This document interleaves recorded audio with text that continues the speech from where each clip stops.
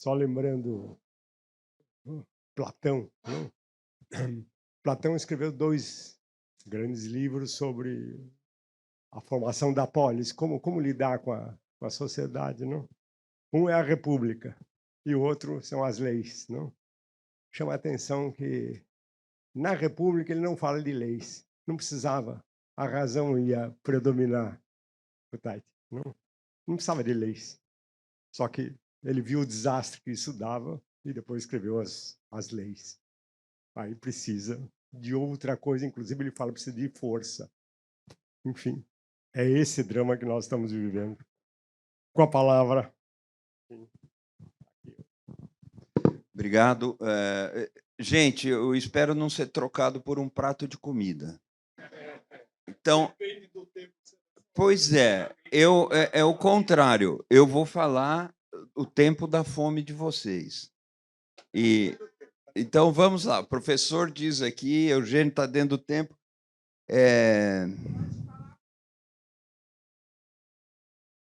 Ah, que maravilha. Isso é uma grande notícia. Vocês só vão comer às 15h. Sônia, você que levanta o cartão amarelo. O cartão amarelo é verde. Eu descobri hoje. Ou eu não enxergo bem. Isso é televisão, porque ele tem uma vibração na TV. A realidade não é o que parece. Olha aqui, gente, eu vou tentar dialogar com o que foi falado ontem e hoje aqui,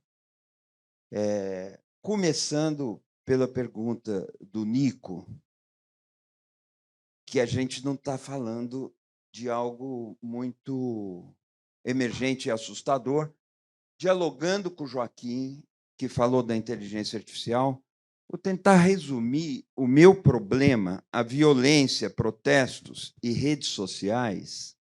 A violência, protestos e redes sociais a partir da fala do Joaquim, talvez, a inteligência artificial. Vou fazer uma síntese aqui do que nos assombra. O professor falou dos utensílios, isso traz o problema da técnica, e a técnica pode ser uma extensão e uma impessoalização do ato da violência.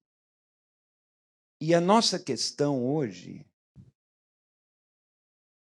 gente, eu não quero causar calafrios nem urticária em ninguém, mas a nossa questão se reveste de uma certa gravidade. Quer ver uma coisa?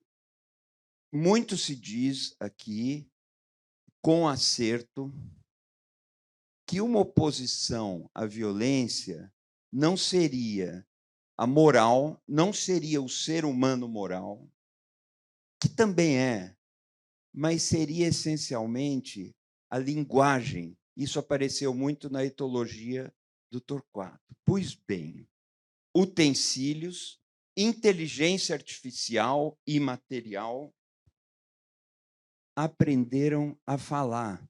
Nós estamos lidando com máquinas que são sujeitos de linguagem. Esse é, na minha percepção, o centro nervoso do grande problema. Centro que traz a máquina que é sujeito de linguagem. Aí vocês vão dizer, a máquina apenas simula a linguagem, ou a máquina apenas finge que pensa. Ela combina probabilidades, organiza e sai fazendo ou sai falando. Isso é verdade, mas os seres humanos também fazem isso. Os seres humanos simulam que pensam. Os seres humanos combinam probabilidades, organizam uma ação e saem falando. Eu não, e dão uma palestra. Aplicativos hoje namoram as pessoas, está cheio disso, eu nunca passei nem perto. Nunca passei perto sequer do Facebook, porque quando Maria Paula mostrou para mim os Facebook, eu vi um amigo nosso sem camisa, eu fiquei apavorado, eu falei, eu não quero estar nesse negócio. Nunca cheguei perto do ChatGPT, porque eu sei que cada pergunta que eu faço para ele, ele tem 30 respostas sobre a minha condição, eu faço pirraça e não vou até lá. Mas essa questão é: as máquinas são sujeito de linguagem. O que nós vamos fazer com isso? Esse é o espírito do que eu gostaria de dizer. Para desenvolver esse raciocínio, eu me planejei aqui para alguns pontos, mas eu vou falando e o professor me dá um cartão vermelho na hora devida. Porque eu começo com o seguinte: a linguagem pode ser um anteparo para a violência? Sim e não. Sim, em diálogo com Torquato. Há os machos que não são o alfa, que se associam, matam o macho alfa e criam cooperação, criam o acordo. Isso aparece de forma luminosa no Totem e Tabu do Freud, que se informa a partir dos primeiros relatos que estavam à disposição. Os filhos do pai primevo, do pai primordial, se associam, matam o pai, que era selvagemente violento, a partir de um acordo, repartem as mulheres, menos a mãe, o tabu do incesto, e está criada a civilização. Assim, isso é um mito que Freud sintetiza e inventa para explicar o nascimento da civilização. Isso é a civilização. E a civilização contém a violência selvagem. A ética, pode-se dizer, nasce assim. É uma origem mítica da ética, como há outras, fascinantes igualmente. O problema é que Freud escreve no Totem e Tabu: o pai morto será mais forte que o fora, na tradução que a gente tem, o pai morto será mais forte que o fora vivo. E sim, teremos aí uma violência sublimada, uma violência incrustada na linguagem, uma violência, às vezes, invisível, mas isso nos traz para o seguinte ponto: a civilização, a linguagem, contém a violência, mas, ao mesmo tempo, impulsiona a violência, ou transforma a violência, ou dá à violência um novo fôlego, por um código distinto. De tudo o que eu poderia dizer, eu separei 3 expressões dessa forma de violência. Uma já apareceu aqui, em mais de uma fala: violência simbólica, um conceito do Bourdieu, gosto muito. Simbólica, não porque seja irrelevante, mas porque, sim, opera no simbólico, no ordenamento, na lei. E pode ter consequências sabidas, já faladas. Isso é uma manifestação de possível violência na linguagem, assim nomeada, violência. Uma segunda é o discurso violento. É interessantíssimo como a linguagem vira um canal de violência, de exercício de violência. Para não fugir do tema anterior, eu poderia lembrar os Protocolos dos Sábios do Sião e o Mein Kampf. 2 livros. Uma fraude urdida nos bastidores do czarismo, na virada para o século XX. O outro, o livro de Adolf Hitler, que tem ecos impressionantes do que Freud escreveu 4 anos antes. Psicologia de Massas e Análise do Eu. Eu duvido que Hitler tenha lido Freud, mas os ecos são impressionantes. E lá, tanto nos Protocolos dos Sábios do Sião, como no Mein Kampf, certas condutas são elogiadas, enaltecidas, de forma que a gente lida com o fato que é a linguagem que contém a violência é motor e fato gerador de violência selvagem. Isso quer dizer que devamos reprimir certas expressões, certos livros? Eu sou da opinião de que não. É uma longa discussão, mas eu sou da opinião de que não. No entanto, é confirmado que esse tipo de manifestação da violência na linguagem gera pogroms, gera morticínio, gera assassinato, gera linchamento pelos boatos da internet. E, pois bem, uma segunda forma pela qual a violência pode aparecer na linguagem.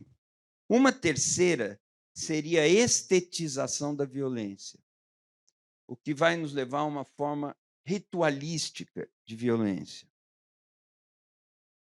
Aqui eu quero lembrar momentos, a gente pode ver isso nos grandes rituais de sacrifício em várias civilizações, sacrifícios públicos, na América Central, especialmente. A gente vê isso nas guilhotinas em praça pública da Revolução Francesa. A gente vê isso em coisas mais comezinhas, como protestos, em que os manifestantes jogam pedra nas vitrines do McDonald's, porque você, com isso, atinge o signo, não a vitrine. É a linguagem ferindo a linguagem. Aviões bombardeando, se transformando em mísseis, aviões de carreira se transformando em mísseis, derrubando as torres gêmeas, que derretem, feito velas, num fast forward. Nós vamos encontrar estetização da violência, quase que numa celebração, em momentos diferentes. Isso é linguagem, isso gera violência, isso tem um efeito na linguagem. Alguns disseram que o atentado contra as Torres Gêmeas funcionou como uma obra de arte, uma intervenção urbana. Isso é propaganda. Isso é. E nós temos demonstrações inúmeras disso. Outro problema da violência na linguagem também foi falado. Violência é prazer. Torquato falou. Eu quero recuperar uma cena de filme que eu adoro. Não sei se vocês viram Lawrence da Arábia. Joaquim viu, né? O momento... Bom, todos nós lembramos do filme, mas o momento em que Alda é assediado, Alda é interpretado por Anthony Quinn. É assediado, assim, é objeto da tentativa de sedução estratégica do Lawrence, que é o Peter O'Toole. E trata-se de forjar uma aliança para invadir o porto de Aqaba. E Alda não quer saber, Anthony Quinn. E Lawrence, no final do diálogo, diz a ele assim: então Alda não virá conosco para Aqaba, não por dinheiro. E o sheik, Alda, ele está emburrado, ele fala assim: não, poucas palavras, não por Faisal, o líder nacionalista árabe. Aqaba fala: não, nem para expulsar os turcos você virá conosco para invadir Aqaba. Alda fala: não quer saber. Então Lawrence diz para ele: mas você vai vir, você vai vir, você vai vir, porque esse é o seu grande prazer. Corta, cena seguinte, todos cavalgando na direção de Aqaba, tomam Aqaba. Outra cena, essa da vida real, Black Blocs, em 2013. Folha de São Paulo, artigo do Alan Grip. Um drink no inferno. Ele narra o seguinte: falas trocadas em mensagens por quem estava lá em 2013 jogando pedra. Aspas. Botamos o choque para correr, minha linda. Fecha aspas. Diz o manifestante em tom triunfal, estou citando o artigo do Alan Grip, em conversa grampeada, né, pela polícia. Aspas de novo. Foi muito lindo, amor. Você perdeu. E 2023, os fascistas depredando os palácios em Brasília. Coisas também documentadas. Um deles fala o seguinte: isso aqui é melhor que um show de rock. Eu só estou chamando a atenção de vocês para violência na linguagem, aqui já fluindo pelos canais das redes sociais, gerando rasgos na linguagem e, por sua vez, se traduzindo em violência na vida real. O problema é que nós temos aqui pontos cegos, complicados. Vou falar 2 ou 3. O primeiro é a automatização da morte e a automatização do homicídio, a automatização do genocídio. Conhecido por todos aqui. E, além de conhecido, organizado na linguagem. Como linguagem? O totalitarismo, o Holocausto, mostraram a organização fabril, burocrática do genocídio, com disciplina, com planejamento, com fenômenos bastante conhecidos, mas eu chamo a atenção para a automatização. Isso vai nos interessar por causa da questão da técnica, o utensílio. A máquina de matar é uma máquina, um invento da técnica que afasta o sujeito, de uma certa forma, da ação direta. O professor me recomendou agora um filme que está no Netflix, chamado Homens Comuns, Assassinos do Holocausto, um documentário que mostra como pessoas comuns, um dentista, pessoas comuns, entram em pelotões que são encarregados de exterminar populações e matam na casa de milhões de pessoas. E continuam pessoas comuns. O documentário mostra isso muito bem. Poderíamos falar muito a respeito disso, discutir muito, porque são muitas as faces, mas a automatização da morte, um incremento técnico da violência, burocrático, fabril. Segundo aspecto, a celebração do morticínio. Por que eu lembro isso? Porque há relatos de pessoas que festejam pelas redes os crimes que cometeram, se vangloriam disso, mandam filmar e aparecem fazendo isso. Não apenas sentindo prazer, mas explicitando num exibicionismo totalmente selvagem. Linguagem. A linguagem que contém a violência gera, estimula e enaltece a violência. Um outro ponto cego é o gozo do estupro. Mas dele eu prefiro não falar por enquanto. Eu mudo de canal para falar um pouco mais da linguagem. Porque a linguagem é, sim, território de violência, constrói simbolicamente a violência, destampa o gozo da violência, mas a linguagem também é lugar do amor.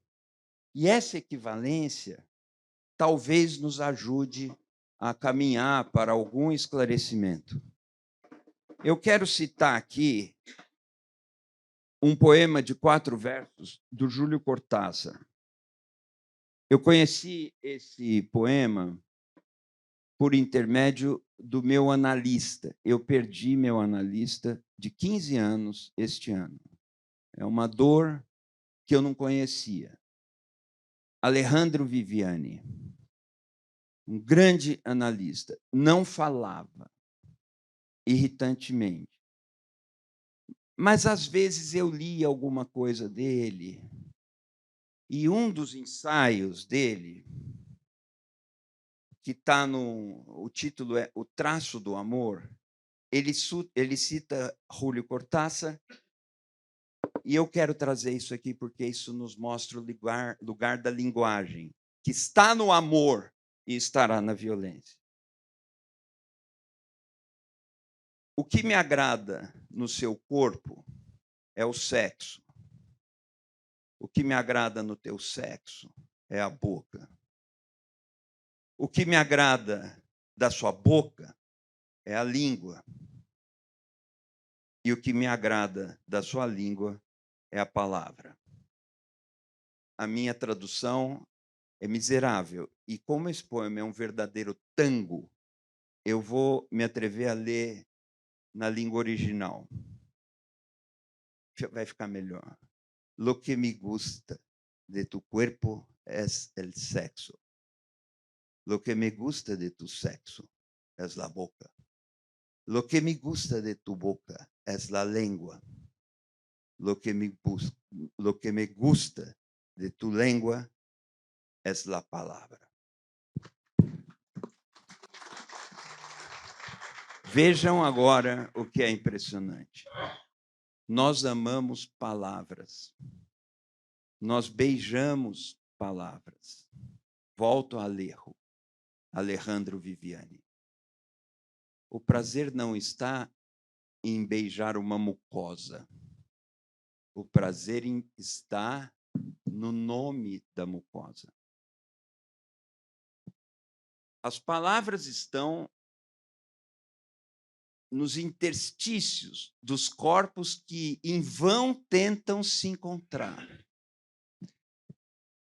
E amar as palavras é nossa forma de amor, pois a violência funciona do mesmo jeito. O que torna a violência passível de celebração na linguagem é o significado das coisas que foram objeto ou que são objeto da nossa violência. E aqui eu volto um pouquinho à técnica. E, professor, eu vou terminando, para a alegria de vocês que vão comer muito bem, como sempre acontece aqui na Feiticeira. A técnica, não quero parar em Heidegger, não seria capaz, mas a partir dele eu penso a técnica numa figura parecida com o que eu disse das palavras entre os corpos. A técnica se insinua, ela se miscui na relação necessária entre linguagem e pensamento. Só é possível pensar na linguagem, não há outra forma de pensamento. Por isso também somos seres de linguagem. E a técnica vai substituindo o pensamento, automatizando procedimentos. E isso facilita a execução de tarefas que as máquinas fazem por nós. Gunther Anders, o Ricardo depois me corrige a pronúncia, Gunther Anders, que foi casado com Hannah Arendt por uns 7 anos, para homenageá-la uma vez mais, dizia que nós vivemos num tempo em que a técnica faz mais coisas do que as coisas que nós somos capazes de pensar. Nós, então, desistimos de pensar, porque não vale a pena, porque nós não damos conta. Isso fala sobre a monstruosidade da técnica. Pois bem, quando as máquinas aprendem a falar, e aprendem a falar no nosso lugar, o pensamento dá mais um passo. Nós somos uma civilização, segundo uma civilização autorizada a acreditar em seus olhos, tudo bem, mas nós somos uma civilização que, em alta velocidade, vem desistindo de pensar. O alerta de Nelson Jobim aqui, sobre a consciência e sobre os fatos, falando o que importa é que isso é um fato, e protestando contra a nossa incapacidade de pensar, obstruída pela nossa obsessão em vibrar emocionalmente, é um sinal disso. Ora, se a técnica aprendeu a falar e fala no nosso lugar, e se é verdade o que Anders propõe, que nós fazemos como civilização mais coisas do que pensamos sobre as coisas, está havendo um estreitamento da atividade de pensar ou da possibilidade de pensar. O que é que isso significa? Eu vou flagrar isso em 2 momentos das inovações tecnológicas. Primeiro momento, a invenção dos meios de comunicação de massa. Um traço curioso.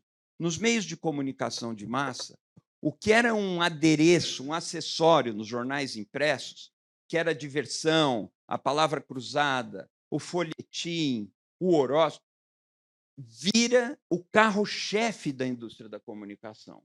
E a informação, a notícia, a opinião articulada vira um departamento da indústria de comunicação, um departamento menor. Ali, o que nós podemos chamar de emoção ou de incapacidade de reflexão ou de sensação, onde sensacionalismo avança e o pensamento reflui. Segundo momento das inovações tecnológicas, a comunicação posta em marcha pelas redes sociais, ou, melhor dizendo, pelas plataformas sociais, ditas sociais, porque são plataformas comerciais. Mas tudo bem. Essa comunicação de um meme que você vê em 3 segundos, 2 segundos, é incompatível com o pensamento. Eu não estou falando de um pensamento convencional, eu estou falando de qualquer pensamento. Ela é incompatível com o pensamento. Ela fisga o sujeito não como ser pensante, mas como ser desejante, apenas ser desejante, apenas isso. E mesmo assim, um desejante terceirizado, um desejante miserável, empobrecido, um desejante posto por esse mesmo discurso, que não deseja o que deseja, deseja o que o outro deseja, mas num grau miserável. E essa comunicação só fala aí. Você jamais vai conseguir explicar para essas massas a racionalidade de uma estratégia ou coisa assim. Alguns infelizes acreditam que podem manipular essas energias das massas, fazendo as suas estratégias sem contar para ninguém. Esses produzem o desastre. Agora, o que nós vamos fazer com isso? Não pode fluir o pensamento. A molécula do pensamento é maior do que o conduíte por onde passam esses memes. Ela não entra lá. Essa é minha tese sobre a violência. Com essa questão, nós temos que, vou concluir, temos que apostar na democracia, na pobre democracia, com a sua rarefeita capacidade de estabelecer limites para certas concentrações de poder, que são violentas. Recentemente, nos Estados Unidos, 40 estados entraram com processos contra a Meta, que é a detentora do Facebook, do Instagram e de que mais? Do WhatsApp. Alegando, eu tenho algumas coisas aqui que a Meta explorou tecnologias poderosas e sem precedentes para atrair e, finalmente, prender jovens e adolescentes com o objetivo de obter lucros. As alegações vão na direção de que os mecanismos são viciantes, causam dependência. Há gente que tenta fazer projetos de taxar essas empresas como se taxam as empresas que fabricam bebidas alcoólicas, porque elas provocam dependência. Ora, isso, e a gente poderia ir longe nessas coisas, isso, ao não deixar passar o pensamento, ao explorar apenas e tão somente a sensação, a emoção, o desejo empobrecido, isso cria terrenos, ambientes propícios para toda forma de violência. Não surpreende que a democracia deixe de ser um valor. Não surpreende que o jornalismo independente decline em preferência, em audiência, em respeitabilidade. Não surpreenda que cortes de justiça sejam atacadas como vêm sendo atacadas, que a universidade seja desvalorizada. Tudo isso prepara uma violência. Para concluir, a linguagem que teria barrado a violência generalizada de todos contra todos, o estado de selvageria, a violência que teria barrado isso no nascimento da civilização, eu digo, a linguagem que teria barrado essa violência no início da civilização, no mito fundador da civilização, é hoje uma linguagem contaminada, dominada, ocupada por novas formas de violência que impulsionarão e gerarão mais violência. É possível que as utopias de que falamos aqui, uma ética para conter a violência, essas utopias estejam se tornando inviáveis.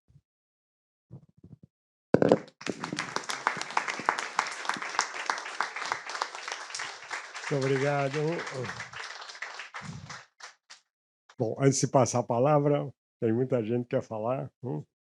Só queria trazer um testemunho pessoal. Eu não tinha esse GPT, não?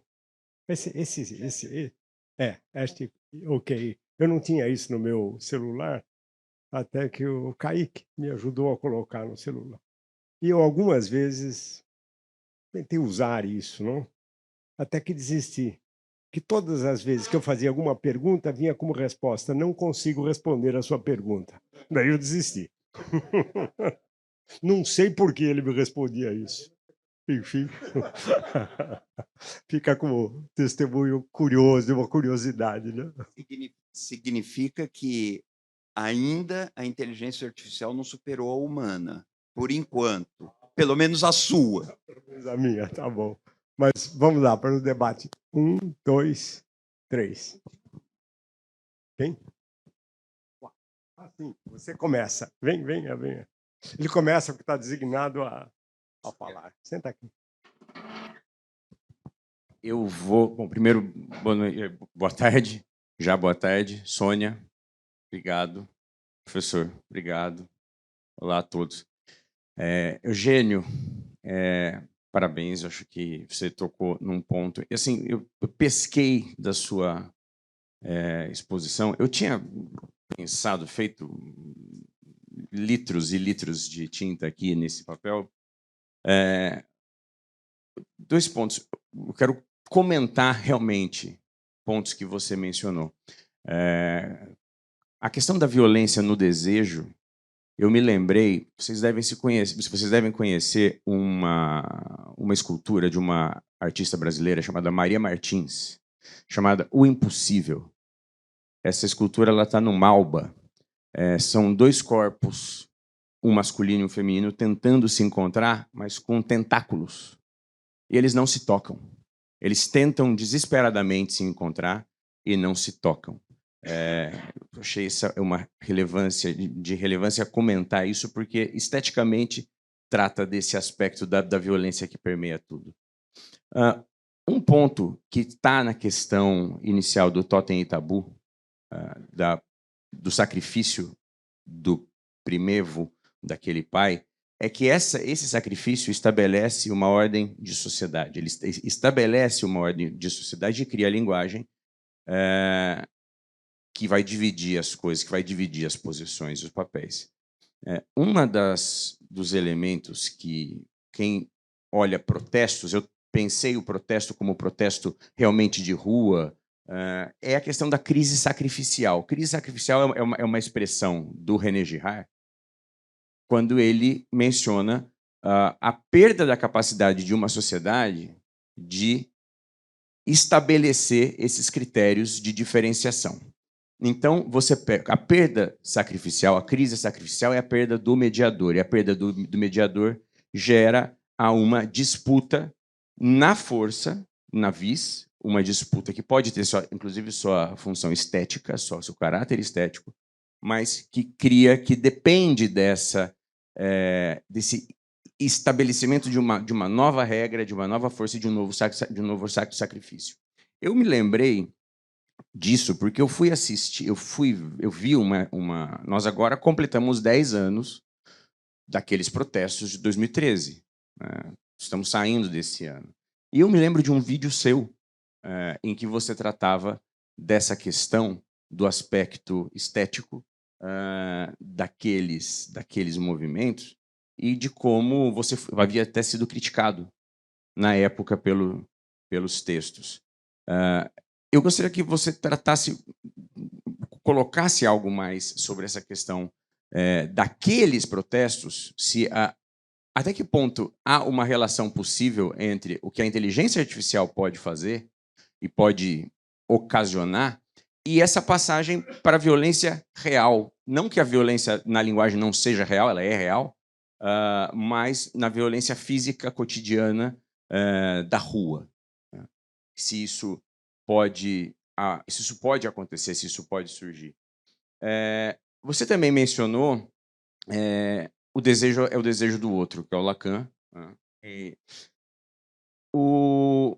Um livro sobre violência, que é o do Slavoj Žižek, chamado, inclusive, Violência, no capítulo 3º, ele trata dos protestos de rua, dos protestos de massa. E a diferença desses protestos em 68, em 2005, e ele para em 2005, mas aí nós tivemos os protestos em 2013, boosted, influenciados pelas redes sociais, e cada vez mais com esse aspecto estético. E há uma mudança na linguagem, no modo como o protesto acontece. O protesto, em 68, ele era feito para o jornal, inicialmente para as câmeras. Os protestos de 2005, na França, em que carros são queimados aos montes, tem uma função de protesto para a câmera, mais própria, a câmera de vídeo, a câmera já da internet. E os protestos atuais, de 2013, eu estou chamando de atuais, pois são mais próximos a nós, eles são protestos mediatizados para o celular. Eles são produzidos para o celular. E eu imaginava que isso pararia aí. Você traz um complicador maior, a mais, que é a questão de uma possível inteligência artificial causando mais problemas e novos protestos. Esse protesto de 2013 e essa mudança da estrutura dos protestos me lembrou, acho que você mencionou isso também certa vez, o McLuhan, de como a estética do protesto vai se modificando e vai se adaptando à forma de sua captação. Se você pudesse também tratar disso, não sei se cabe. Eu acho que podia girar, né, professor? Você anotou? Ok. Obrigado. Só um comentário sobre o chat. Tipi, eu, segundo ele, nasci 20 anos antes do que eu nasci. Já descobri, sou mais velho do que eu pensava. Descobri que eu sou um cirurgião proeminente, mas não na área que eu atuo. E descobri que eu morri faz uns 12 anos. E o tonto aqui pagando imposto de renda todo esse tempo, entendeu? Então, agora eu queria só fazer um pequeno comentário. Eu adorei essa história de discutir a linguagem e a agressividade, a violência e o amor da linguagem, das palavras, né? Eu, cada vez que escrevo qualquer coisa, para mim é um prazer enorme procurar a palavra certa, trocar as palavras, remontar a frase, escrever, reescrever. Mas o que a gente está vendo hoje é uma grande violência contra a elaboração intelectual, porque a simplificação da linguagem, principalmente através de memes, ela tira a capacidade de elaborar das pessoas. E isso, eu acho que acaba gerando uma necessidade maior, a curto prazo, de usar a inteligência artificial para se expressar. O que, como consequência, leva à despersonalização dos próprios pensamentos. Vai ter que alguém escrever para ele e falar, putz, é isso mesmo. Então, eu também queria que você comentasse isso.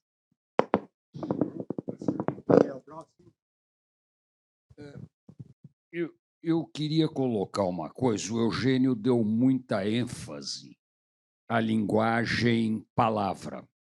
Eu gostaria de lembrar que existem outras linguagens, e a linguagem mais importante que nós temos hoje não é a linguagem palavra, é a linguagem corporal, que mostra a absoluta padronização do mundo para padrões que são criados por essas grandes organizações. Então, você pega a Anitta, a Shakira, a MC não sei o que americano, o MC Cabelinho, se vestem iguais, agem iguais, e o que a gente vê no fim, Eugênio, eu não sei se você vai concordar comigo, é a comercialização do protesto. O protesto deixou de ser uma manifestação de protesto para se transformar num business. Então, você vê essas músicas, você vê essa gritaria, você vê as redes sociais, tem sempre alguém ganhando dinheiro com isso.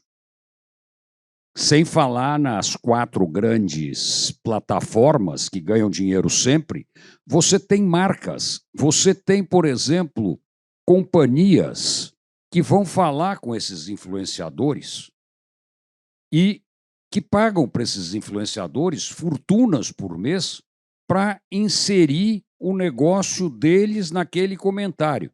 Então, chega e diz, olha, você vai usar o shortinho da Anitta, mas veja bem, o shortinho da Anitta não é qualquer shortinho. O shortinho da Anitta você compra nas casas Riachuelo. Quer dizer, eu estou usando isso um exemplo, não sei se a Riachuelo faz isto ou não, mas é assim que funciona. Quer dizer, o protesto passou a ser um produto comercial como qualquer outro, enquanto a inteligência deixou de ser um produto. Eu já vou aproveitar aqui, Eugênio, para fazer a minha pergunta, e você responde as duas juntas. Eu acho que eu poderia resumir a sua palestra em em mudanças de paradigmas, né? Tá muito claro, né? A violência, você localiza ele na linguagem, num primeiro momento, foi grande parte da sua palestra. Agora, nesse segundo momento, é a violência que é articulada nas novas tecnologias, né? E aí eu acho que tem uma questão interessante que talvez tenha também uma ligação muito forte com o direito, essa passagem, principalmente o momento da violência, a origem da violência. Tem um artigo do Carl Schmitt, acho que é de 53, que ele fala sobre o nomos. Nomos, name, que é também sobre o mito fundacional. Como você falou do Freud, Totem e Tabu, Schmitt também tem uma teoria do surgimento da sociedade, que é muito bem articulado naquele livro Nomes da Terra também, que está ligado ao primeiro ato de posse. E ali é quase que um contrato social também, que o Carl Schmitt coloca. E nessa passagem, ele citando um espanhol, um especialista em direito romano, ele fala que Cícero foi um dos maiores erros do direito moderno, foi a tradução de Cícero de ius para lex. Esse foi o maior erro que aconteceu no Ocidente, foi essa tradução de Cícero. Isso é interessante porque o conceito de direito do Carl Schmitt, que ele coloca em nomos, é algo que antecede norma jurídica, que antecede decisão, é um ato fundacional, como totem e tabu. Você tem um ato fundacional. Então, a gente está acostumado, de certa forma, né, a Constituição do direito moderno tem um ato fundacional. A gente tem a Constituição que se funda, a sociedade que se autofunda. Né? Então, você tem sempre essa origem. E é uma origem de violência. Sempre o primeiro ato é violento. Né? Agora, quando você, na segunda parte da sua palestra, fala de violência não mais ligado a linguagem, mas a novas tecnologias. Talvez aqui aí seja a maior dificuldade nossa em lidar até com regulação. Você sabe que eu trabalho muito no Brasil para regular essas novas tecnologias. Eu acho que aqui o grande problema é que a gente não pode trabalhar mais com marcos fundacionais. Totem e tabu não serve mais para a violência que surge dentro dessas novas articulações de inteligência artificial, de trabalho com dados. Então, a violência ela tem uma nova conotação e ela já não se articula mais com esses conceitos que a gente estava acostumado, do direito. Né? Constituição, atos fundacionais. Como que você vê isso? Você também vê dessa forma uma violência que não tem mais origem, que ela é heterárquica, ela se comunica, se ressurge, se recria, e não tem mais uma volta para algo originário, como a gente estava acostumado até então, da violência na linguagem? Oi, não, é só uma dúvida que fica assim parando na minha cabeça. Você falou dos black blocs, e eu comecei a pensar no ambiente brasileiro, que eu acho que a gente tem esse embate que está permeando muito a sociedade, que é a questão das minorias. Então, assim, como é que fica a violência na luta por direitos? Porque as mulheres, a questão toda do racismo, ela é existe um debate violento. O judiciário está essa semana, esse mês, sei lá, esse semestre, discutindo o papel das mulheres. O CNJ está agora querendo colocar cotas, né? E como é que essa discussão fica? Porque é uma violência que assim, lógico que tem também na guerra lá na Palestina essa discussão. Tem gente que fala que é resistência, no limite, mas é diferente, eu acho, dessa violência que é por linguagem e por construção de direitos. Como é que isso fica? Que é diferente da de violência de pulsão, enfim, sei lá. E uma mulher aqui representando, falando alguma coisa aqui nesse seminário. Olha, gente, muito obrigado. Ótimas questões. Algumas talvez eu não consiga responder, eu não tenha bagagem ou informação para responder, mas começando por você. Eu não falei, e não gostaria de falar, não é me esquivando, de questões que saiam da linguagem dos protestos e das mídias sociais, das chamadas mídias sociais. Porque, sim, aparece aí uma violência legítima, uma discussão de violência legítima, que é um termo controverso, e eu não gostaria de falar disso, sabe? Porque vai sair do que eu preparei. Mas, sem dúvida, isso caberá em algumas mesas que virão, mas não estou me esquivando, tá? Mas eu quero explicar a razão de método pela qual eu não gostaria de entrar nesse tema. Sobre o Ricardo. Ricardo, eu tenho alta concordância com o que você está falando, e eu tenho uma sugestão.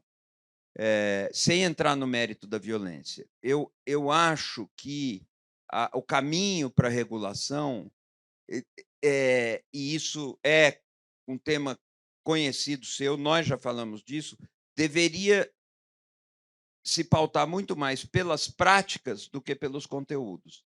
Como se trata de um expediente da técnica, é pela técnica que nós pegamos o potencial destrutivo dessas mídias. Uso de robôs, uso de dados de forma dissimulada, replicação artificial de discursos, criação artificial de audiências, todos esses expedientes poderiam ser objeto de regulação com prioridade ou com preferência sobre a regulação dos conteúdos, que também precisa ser enfrentada, porque isso ajudaria na transparência da comunicação e abriria brechas para formulação, para pensamento. O debate eleitoral poderia reservar espaços para programa partidário, estabelecer um peso, um compromisso para programa partidário, como sendo um documento que inspiraria, orientaria, embasaria políticas públicas depois, aquilo vira um compromisso da sociedade. Essas coisas elas vão amarrando e inibindo a chance de que prosperem manipulações, etc. Eu enfatizaria a regulação de técnicas, se é que dá para entender, mas a gente pode conversar melhor. O Nico, uma observação apenas. Você falou da linguagem corporal, dos adereços do corpo, sem dúvida nenhuma. Mas veja que isso são signos. Eu chamo a atenção para isso. A linguagem, ela usa a palavra, mas hoje a gente está usando esses novos hieroglifos ou hieróglifos, que são os emojis. Estamos aí nisso. Isso é linguagem. Já já nós vamos ter manual de gramática de emoji. E isso é linguagem. O corpo é linguagem, porque está operando com signos, com significantes. A palavra nos dá acesso, numa certa terminologia, ao simbólico. Uma observação rápida aqui. Notem na televisão, noticiário de TV, quando estão noticiando uma decisão do Supremo Tribunal Federal, um projeto de lei, o que é fotografado é a palavra. Vocês observam isso? A palavra é protagonista. E não dá para se afastar do simbólico nesse ponto. Ninguém legisla com videoclipe. É uma reserva que nós temos. Isso ainda está funcionando. Ninguém legisla com emoji. Você precisa de palavra. Isso quer dizer alguma coisa. Não pode haver uma sentença ou uma decisão judicial sustentada com uma fotografia. Vai lá.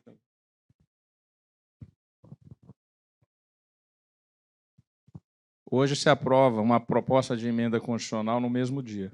Na Câmara em 2 turnos, no Senado em 2 turnos. Fast track. Pois é uma... Não, eu vou pontuar o que você está dizendo. São duas ordens diferentes de problemas. Uma é a velocidade. Uma certa lentidão na justiça e no processo legislativo é uma garantia de racionalidade, é uma garantia de razão, porque os argumentos foram pesados, foram ouvidos, foram contestados. Então, a lentidão é necessária para a justiça, uma certa lentidão, porque a justiça, quando tarda demais, falha, a gente sabe. Essa é a primeira ordem de consideração, que seria temporal. Uma segunda ordem, que tem a ver com a velocidade, mas não só, sim, você pode estar legislando por emoji ou decidindo por emoji no sentido de que o motor é emocional, o motor é... Mas a argumentação foi feita com palavras. O que vai se aprovar em um dia é algo que cabe em palavras. Isso é uma reserva do simbólico que ficou para a gente. É uma reserva do simbólico. O simbólico perdeu terreno em várias frentes, na imprensa, por exemplo. Não é apenas o texto que perde espaço, é a ordem do simbólico que perde espaço. E na legislação e na justiça, isso ainda se mantém, cercado de todos os lados, sitiado, mas ainda se mantém. Então, eu pensaria nessas duas dimensões, preservação do simbólico e a velocidade. Velocidade vai ser uma questão. E muito obrigado, Toffoli, muito obrigado. Aí,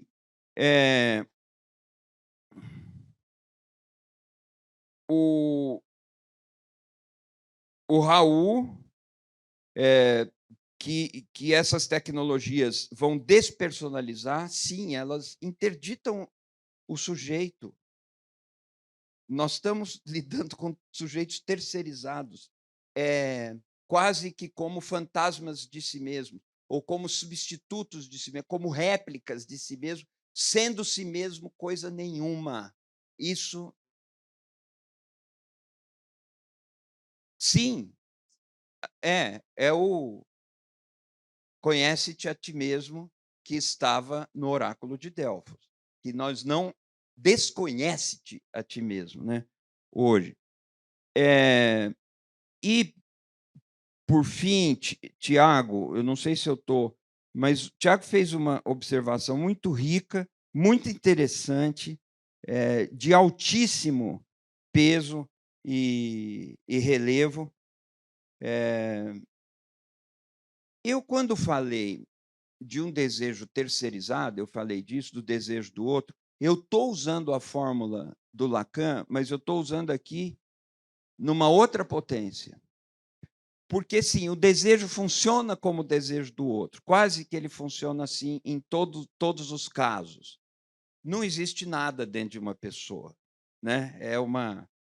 Mas aqui esse outro, ou grande outro, eu não quero usar terminologia na qual eu não tenho habilitação, não quero usar essa terminologia impropriamente, mas eu insisto num ponto. Esse grande outro, ele é industrializado. Essa é a minha tese na superindústria do imaginário.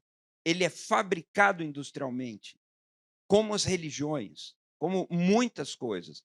Portanto, é uma terceirização do desejo em outro nível, que é quase como coisa de ninguém. É nesse sentido que eu estou falando do desejo do outro aí. A crise sacrificial são coisas muito importantes. Eu queria lembrar apenas que eu fiz um livro chamado A Forma Bruta dos Protestos. Esse livro eu publiquei em 2016, é uma análise de 2013 até 2016, o que seguiu nessa coisa dos protestos. E a estetização ali aparece com muita força. A ideia de partilha do sensível, a política como um clube de pertencimento, a política dos protestos. Você vai protestar porque é um prazer, porque você se enturma. Eu não quero diminuir o mérito. Eu fiz muita passeata nessa vida, gosto muito de passeata, não tenho nada contra. Mas o componente mercadológico dos protestos é muito presente, nós não podemos fechar o olho para isso. A ponto de você ter uma industrialização também do teatro do protesto. Esses cantores aí vêm para o Brasil, fazem protesto com o ingresso a R$700. É muito interessante. É um grande teatro do protesto que não fere um fio de cabelo do capital e nem um fio de cabelo da ordem hierárquica estabelecida. Então, tem um teatrinho comercial dessas coisas, e isso aparece nos black blocs, aparece nas manifestações de rua também. O conceito de partilha do sensível me parece muito rico aí, e o Zizek também pensou brilhantemente sobre isso. Mas, gente, eu de fato estou me sentindo muito inibido, embora não pareça, porque eu sei da fome das massas. Não, o Eurico está me pedindo para falar sobre Barbie, o filme. A gente pode falar no almoço também. Muito obrigado, viu, gente?